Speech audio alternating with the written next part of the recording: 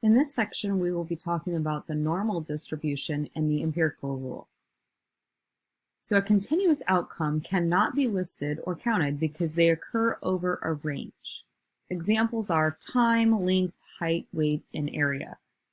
These are different from discrete variables. So discrete outcomes can be counted. They occur at specific intervals, like one person, two people, three people, four people. There's no such thing as a partial person, let's say. However, time, think of time or lengths or weights or things like that. Those, I can measure time, in hours, or partial hours down to minutes, or partial minutes, which are seconds, and partial seconds, which are milliseconds and nanoseconds, and I can have these tiny little fractions and decimal values to describe all of these things. I can't list, there's no way I could list every possible time because I could just keep getting more and more specific with these tiny little fractions and decimals. So that is what we mean by a continuous outcome. There is a probability density curve, which is a graph for continuous probability distributions. Instead of just the single lines that go up in a discrete probability, we have to draw a curve for these connecting all of the different probabilities across the x-axis because we could be anywhere in between the values. The total area under the curve is 1 because that represents the probability that an outcome will be somewhere on the x-axis. Finding these areas are not easy. Technically, to find the area under the curve, you need calculus, or you need tables or some other technology. So we will be using Excel to do this. And just as an example of what a probability density curve looks like, we've got an example here of a particular coffee shop that has done research, and it knows that everyone gets helped in under 5 minutes. So the following probability density curve shows the probability of waiting between 0 and 2 minutes.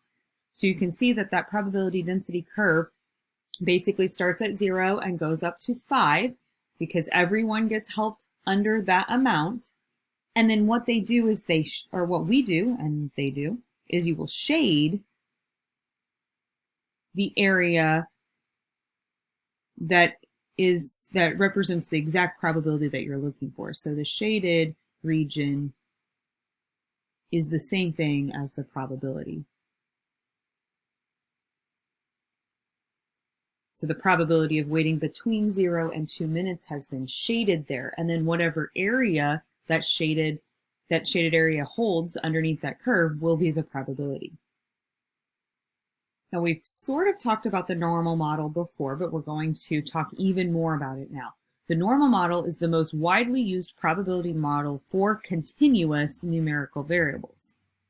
This normal curve is a symmetrical bell-shaped curve that represents the probability density function of a normal distribution.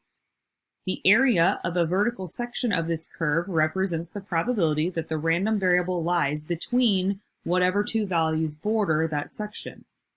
You can hear of it called the bell curve sometimes, or the Gaussian curve. It is symmetric. It is unimodal, meaning the mean, median, and the mode are all equal, and the peak of the distribution is always at that shared value right in the center. And notice it is symmetrical. So what we know from the very beginning here with the normal model is that if you cut it right in half at that mean, median, and mode value and shade either the left or the right side, that has a 50% probability, or 50% of that area is shaded.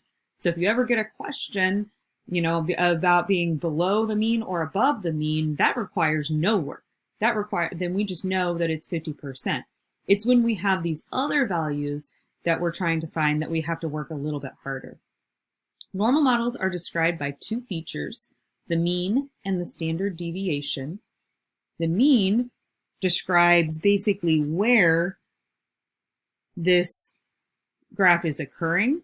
It gives its location or its center, right? So we start at the mean in the center, and then the standard deviation describes the spread. How wide is this distribution? How far away are typical values from the center? The mean of a probability distribution, in this case, is represented by the Greek letter mu, which sort of looks like a U with a little tail on it. The mean is also referred to as the expected number of successes. So if you ever have a question and they're like, well, what do we expect? Well, we expect whatever the mean is. The standard deviation of a probability distribution in this case is represented by the Greek letter sigma. Oops. Which kind of looks like a fallen over B. All normal models have the same basic shape, but become more stretched out as the standard deviation increases. So the notation that you will see is in parentheses mu comma sigma, and this tells us that you have a normal distribution, and it'll tell you what the mean and the standard deviation is. So let's look at 3 different normal distributions here. We have a normal distribution first with mean 0 and standard deviation 0.5. And then we can see how that compares to a normal distribution also with a mean of 0, but now with a standard deviation of 1. So these are centered at the same place, but standard deviation of 1 is more spread out. And notice that as it spreads out, it also gets shorter because, again, you're spreading it on out so things aren't grouped so highly and concentrated in that middle. And then we keep it centered at 0, but stretch it out farther with a standard deviation of 2. And now it is very wide, very spread out, which means it's gotten even more flat, but it's still symmetrical, still centered at 0.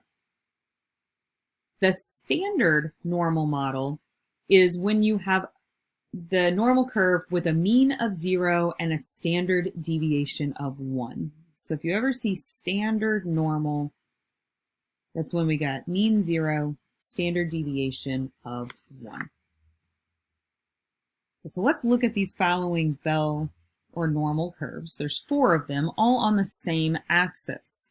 And it asks us which one has the largest mean and which one has the largest standard deviation. So the largest mean, and the mean is where is it centered, and that's the location. So if I look at the centers of each one of these, the green one, you can kind of mark where I think its center is. And here's about the center or mean of the blue one, and the center of the orange one, and the center of the red one. So it looks like the center or the mean of the red bell curve or normal curve is the highest. So this one has the largest mean. It is centered farthest to the right on the x-axis. Now standard deviation, though, speaks to the spread. So to have the largest spread, it needs to be the most spread out. It looks like it could be almost a tie between the blue and the orange one. They both look like they're getting pretty wide there. And that blue one even sort of cuts off on the left-hand side. So it may be a little bit hard to visualize. But I can see, since they're right next to each other, that blue one appears to be a little bit shorter.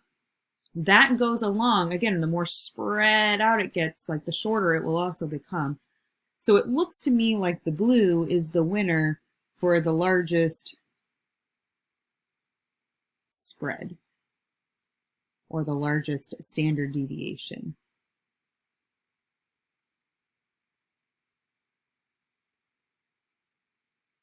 So you want to be able to compare different normal curves to say which ones have higher or lower means, and also which ones have higher or lower standard deviations.